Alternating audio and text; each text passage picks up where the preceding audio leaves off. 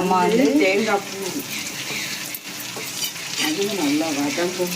அதுவும் நல்ல ஒரு ப்ரௌனிஷாக ஒரு கோல்டன் கலரில் வர மாதிரி நல்லா வதக்கணும். அம்மா நானே வதக்கணும். கொஞ்சம் இதே நல்லெண்ணெய் ஊற்றிக்கணும். டேஸ்ட் வேறு லெவலில் இருக்கும். சம்டைம்ஸ் இதே எண்ணெய் ஊற்றுவோம், இல்லைன்னா செக்கில் ஆட்டின நல்லெண்ணெய் தான் ஊற்றுவோம். இப்போதைக்கு இதே எண்ணெய் இருக்கனால ஊற்றுறோம். நல்லா பொன்னிறமும் நல்லா வதங்கணும்.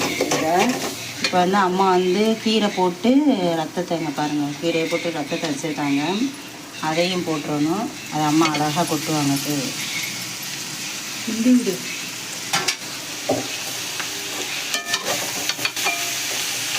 நல்லா அப்படியே நல்லா கிண்டன்.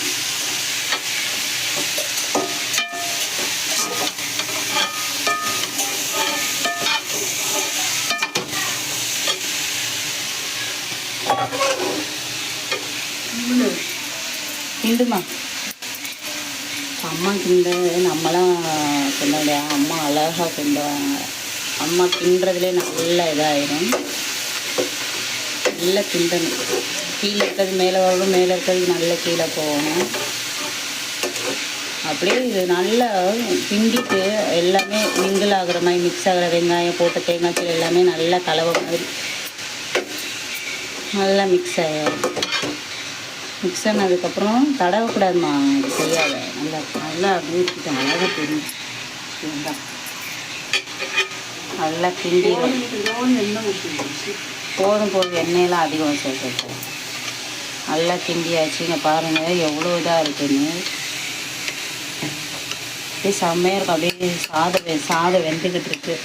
அப்படியே சாதத்தை வடிச்சிட்டு கொஞ்சம் நேரம் கழிச்சு அப்படியே இலையை விரித்து போட்டு சாதம் கொஞ்சம் இது கொஞ்சம் அப்படியே வச்சு சாப்பிட்டோம்னா வேறு காயே தொட்டுக்க தேவையில்லை. இதுவே அப்படியே செம்மையாக இருக்கும், சூப்பராக இருக்கும்.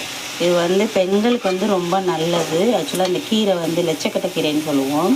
நெக்ஸ்ட் வீடியோவில் அந்த கீரை எப்படி இருக்கும்னு காமிக்கிறேன். 2 டைப் இருக்குது ரத்தத்தில் போடுறதுலையே. நான் உங்களுக்கு வந்து அந்த டைப்புக்கு ஆஃப் கீரையை வந்து உங்களுக்கு காமிக்கிறேன். அவ்வளோதாங்க, முடிஞ்சிச்சு. நீங்களும் இந்த மாதிரி செஞ்சு எப்படி இருக்குன்னு சொல்லிட்டு கமெண்ட் பண்ணுங்கள். பாய் பாய்.